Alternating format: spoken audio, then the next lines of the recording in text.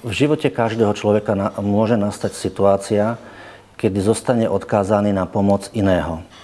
Vtedy do života človeku vstupuje osoba opatrovateľa, na ktorého sa musí spoľahnúť a môže mu dôverovať aj v tých najintimnejších chvíľach. V osobe opatrovateľky klienti dostávajú starostlivosť nielen o telo, ale aj o dušu. A práve preto je práca opatrovateľky náročná. V tejto práci nie je priestor na omyl. Práca opatrovateľky je vyčerpávajúca, zodpovedná a pritom všetkom krásna. Aj opatrovateľka má dušu a vníma spätnú väzbu.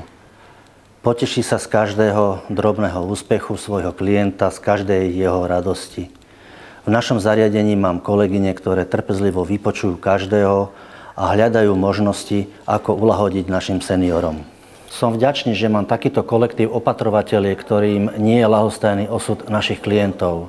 Ich zápal pre túto prácu ma motivuje k tomu, aby som im vytváral čo najlepšie pracovné prostredie. Práca opatrovateľky je krásna a zaslúži si našu vďaku, úctu a rešpekt. Veď práve opatrovateľky sú tie, ktoré za nás splácajú našim seniorom ten pomyselný tretí groš. Ďakujeme vám.